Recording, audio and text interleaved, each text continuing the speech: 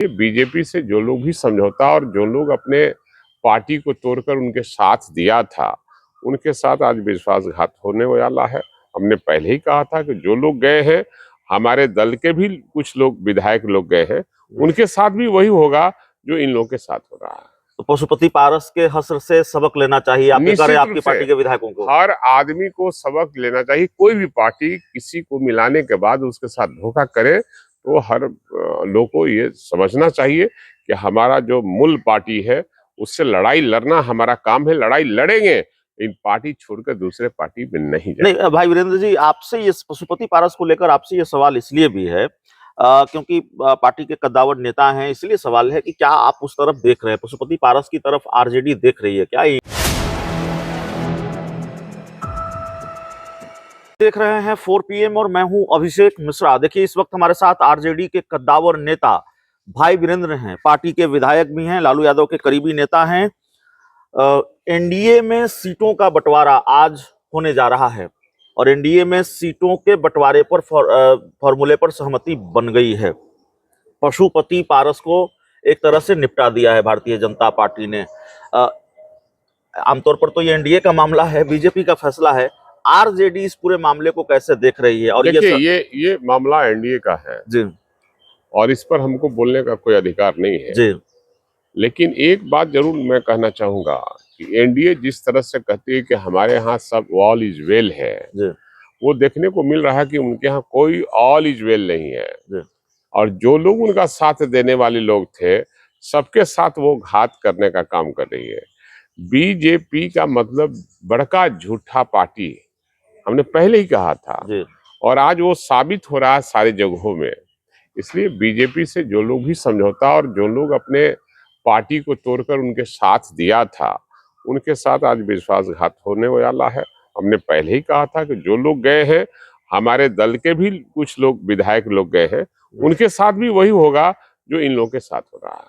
तो पशुपति पारस के हश्र से सबक लेना चाहिए, आप कह रहे हैं आपकी पार्टी के विधायकों को। हर आदमी को सबक लेना चाहिए। कोई भी पार्टी किसी को मिलाने के बाद उसके साथ धोखा करे तो हर लोग को ये समझना चाहिए कि हमारा जो मूल पार्टी है उससे लड़ाई लड़ना हमारा काम है। लड़ाई लड़ेंगे, इन पार्टी छोड़कर दूसरे पार्टी में नहीं जाएंगे। नहीं भाई वीरेंद्र जी, आपसे ये पशुपति पारस को लेकर आपसे ये सवाल इसलिए भी है क्योंकि पार्टी के कद्दावर नेता हैं, इसलिए सवाल है कि क्या आप उस तरफ देख रहे हैं, पशुपति पारस की तरफ आरजेडी देख रही है क्या, या इंडिया गठबंधन देख रहा है? नहीं, हम कोई नहीं देख रहा। पशुपति कुमार पारस हो चाहे कोई हो, इंडिया गठबंधन किसी पर नजर नहीं डाली हुई है। हम ये देख रहे हैं कि जो पार्टी वादा करती है वो पार्टी भूल जाती है अपने लोगों को भी। जनता को तो भूल ही जाती है, नेता को भी भूल जा रही है। इसलिए उनके जो आदतन रही है उसको मैं खुलासा करना चाहता हूं कि इनकी यही आदत रही है कि जो लोग इनका साथ देता है, आने वाले समय में उनको ये छोड़ने का काम करते हैं।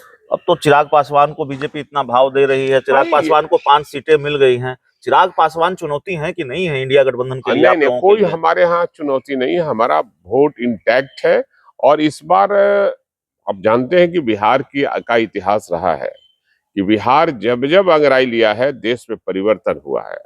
और चाहे वो आजादी का लड़ाई लो, 1974 की लड़ाई हो, या तो फिर अभी जो लिया है लोग घोषणा किया है बिहार के लोगों ने, बिहार के नेताओं ने कि भाजपा भगाओ देश बचाओ का नारा लगा है। तो हमको लगता है कि इस बार बीजेपी हटेगी और इंडिया गठबंधन की सरकार बनेगी। इंडिया गठबंधन में सीट शेयरिंग को लेकर कोई ब्रेकिंग न्यूज दे रहे हैं कि नहीं दे रहे हैं आज? नहीं, मैं दे रहा हूं कि सारे जगह में सब करीब करीब तय हो चुका है, घोषणा बाकी है। घोषणा बाकी है।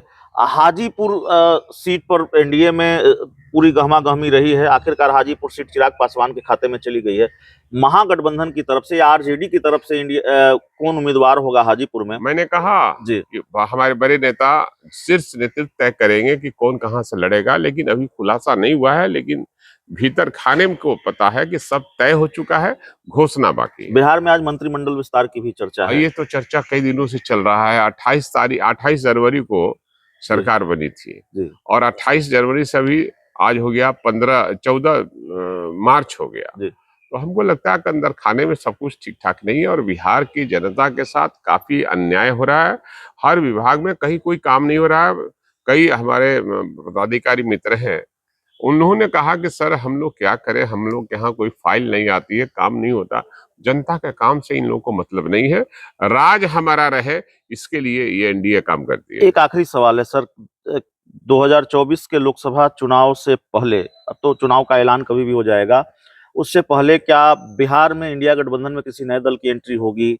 मुकेश सहनी आप आएंगे? देखते रहिए आगे आगे क्या क्या होता है, जी। और इसमें हमारे शीर्ष नेतृत्व लगा हुआ है। अब चौंकाने वाली सारी रिजल्ट आएंगे, कौन कौन लोग आ रहे हैं। आरजेडी चौंकाने वाली है बिहार एकदम को? चौंकाने वाली है। चलिए, तो हमारे साथ आरजेडी के कद्दावर नेता भाई वीरेंद्र थे। इस पूरी चर्चा में, इस पूरे इंटरव्यू में इतना ही। बहुत बहुत धन्यवाद।